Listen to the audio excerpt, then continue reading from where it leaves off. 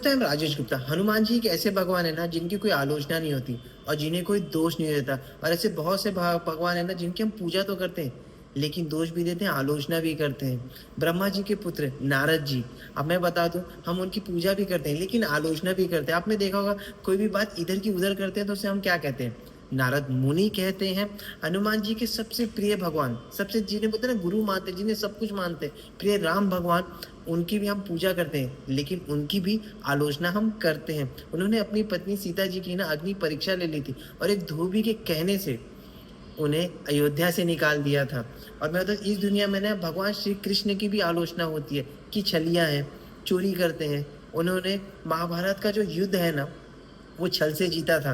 और हनुमान जी एकमात्र एक ऐसे देवता है ना जिनकी एक भी आलोचना नहीं होती और संसार उन्हें बहुत मानती है। और मैं बता दूं, उनमें कोई कमी नहीं मिलती। आप कभी भी चेक कर सकते हैं, संसार उनमें कभी भी कोई कमी निकाल ही नहीं सकता। और इस कलयुग में सबसे लोकप्रिय हम भगवान माने जाते हैं। 3 लाइफ चेंजिंग लेसन हम हनुमान जी से आप सीख सकते हैं। क्या पता आपकी लाइफ बदल सकती है। कोई भी एक लाइन जो आपको समझ में आ जाए, आपको पता नहीं आपका जो जीवन है ना वो सफल हो सकता है इसे सोच कर ही। तो सबसे पहले सीख क्या पता है हनुमान जी से हम ले सकते हैं? अगर जीवन में सक्सेसफुल बनना है ना तो जिम्मेदार बनो।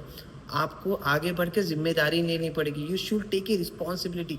याद रखना, जिम्मेदारी कभी दी नहीं जाती, खुद से ली जाती है। जब राम रावण युद्ध में ना लक्ष्मण जी मूर्छित हो गए ना तो राम जी उन्हें पकड़कर लक्ष्मण जी को बोलता है, अयोध्या अयोध्या जाकर मैं क्या मुंह दिखाऊंगा कि अपनी पत्नी को पाने के चक्कर में अपने भाई को खो दिया। राम बहुत दुखी थे। राम जी ने दुखी वहां बैठ कर ना सब मतलब वहां के जितने भी बानर थे ना सब उन्हीं को देख रहे थे लेकिन कोई आगे आ नहीं रहा था। तो हनुमान जी सुन रहे थे लेकिन वो आगे बढ़ते हैं और जिम्मेदारी लेते हैं कि ये भगवान चिंता मत हो रही। काल भी बोलते ना, काल की भी ताकत नहीं है कि लक्ष्मण जी के साथ कुछ हो सके, प्राण ले सके। और मैं बता दूं, अगर अगर आप आदेश करें तो छलांग लगाकर चांद को भी ले आऊं और उसे निचोड़ कर उसमें से अमृत निकाल कर लक्ष्मण जी को मैं जीवित कर दूं।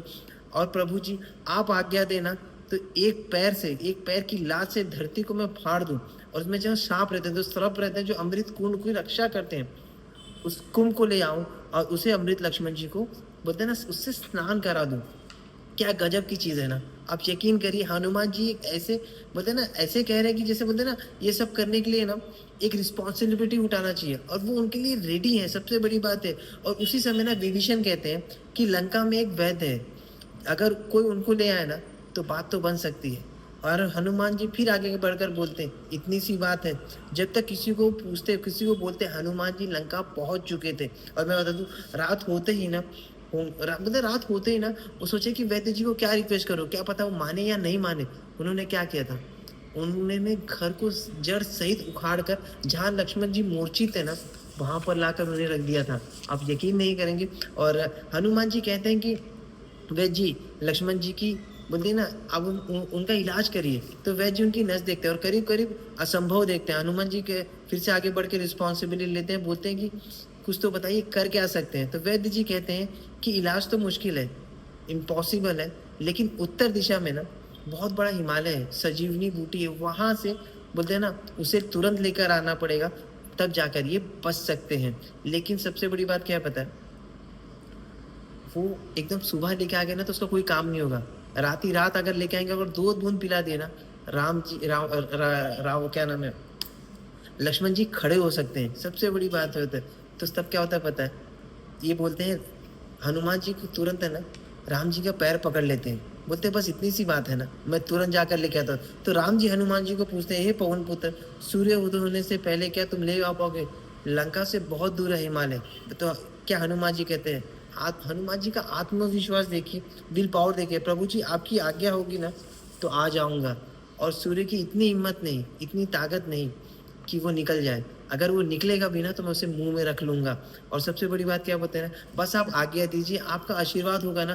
तो हनुमान जी बोलती, हनुमान क्या छलांग मारते, जय हनुमान श्री हनुमान जी की, बोलते ना जय श्री रामचंद्र की जी की जय हो। हनुमान जी छलांग लगाते हैं और बोलते ही बोलते क्या बोलते हैं पता है, बहुत लोग कहते हैं कि वो दिखे ही नहीं, उनकी एक रेखा दिखी, इतनी तेज वो वहां पहुंचे। और हनुमान जी क्या करते हैं, सजनी बूटी रात ही रात लेकर आ जाते हैं।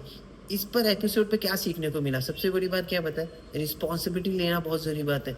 और बोलते हैं ना हर काम आगे बढ़कर लेना चाहिए और चाहे काम कितना भी मुश्किल हो याद रखना, रिस्पॉन्सिबिलिटी कभी दी नहीं जाती, हमेशा ली जाती है और वही इंसान सक्सेस हो पाता है। ये आपको हमेशा ख्याल करना है। हनुमान जी से ये पहली सीख मिली। दूसरी सीख, हमेशा बढ़कर काम करने की कोशिश करना, हम हमेशा बड़ा काम करने की कोशिश करना। चाहे बोलते ना, जानते हैं दुनिया किसको याद रखती है? जो बड़ा काम करता है, जो बोलते हैं ना, जो बड़े रिकॉर्ड बनाता है। और सबसे बड़े जो बड़ा काम करता है हनुमान जी को जिसके लिए याद किया जाता है, उन्होंने ना जीवन में सबसे बड़ी मुश्किल काम थी, जैसे उन्होंने 400 को समुद्र लांग दिया था। अगर शायद वो नाला या कोई समुद्र लांगते तो इतना बड़ा कुछ नहीं होता, नदी लांगते तो इतना बड़े, मगर उन्होंने क्या किया था, उन्होंने 400 को समुद्र लांग दिया था।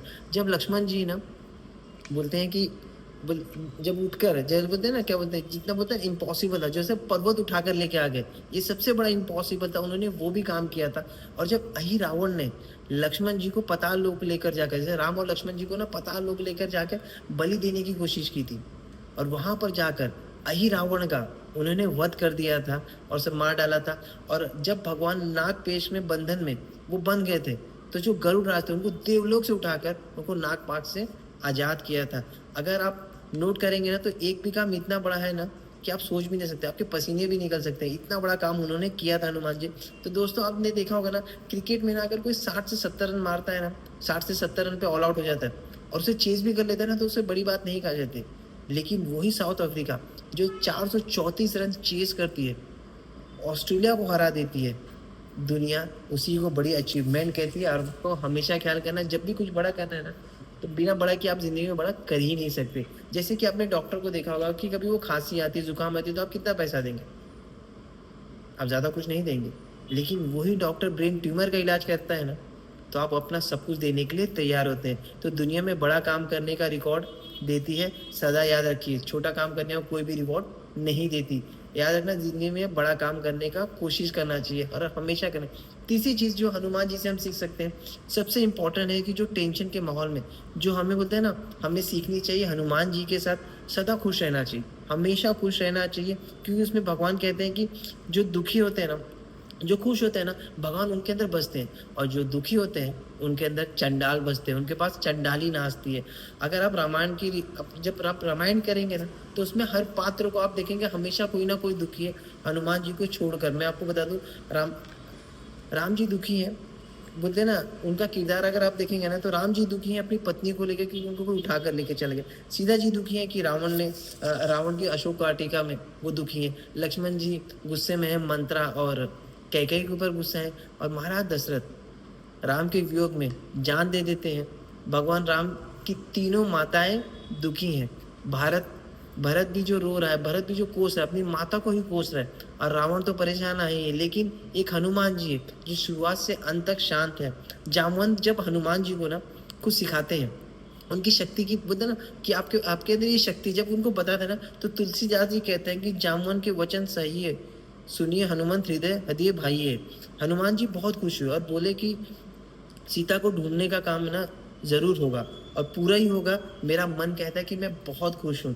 इसलिए दोस्त याद रखना, जब भी आप कोई भी काम करेंगे ना, अगर आप खुश हैं ना, तो आपका काम होने वाला है। क्योंकि जो दिमाग है ना, उसको फिर ये नहीं समझ में आता, उसको ये समझ में आता है, उसको ये नहीं समझ में आएगा कि यार काम होगा कि नहीं होगा। उसको ये पता है कि ये काम करना है, मतलब कैसे भी करना है। तो जब आप खुश रहते हैं तो आपका दिमाग ये कमांड कभी नहीं लेता कि ये काम नहीं होगा, होगा कि नहीं होगा, 100% होगा, वो काम उसमें लग जाता है। हनुमान जी कहते हैं कि जब बंदर किनारे के पास बैठे थे ना, तो उन्होंने कहा कि आप क्या कहते हैं, आप कंद और मूली खाइए, मैं अभी जाके सीता जी को ढूंढ कर लेके आता हूँ। सोचिए, उनको डाउट भी नहीं था। सबसे बड़ी बात है, वो बिल्कुल भी बोलते हैं ना, कहते हैं कि मैं ट्राई नहीं करूंगा। वो क्या कहते हैं, क्योंकि उनको पता था कि उनको डाउट नहीं है मिलेंगे कि नहीं मिलेंगे, क्योंकि उनका मन खुश है। वो 100% जानते थे कि वो मिलेंगी मिलेंगी।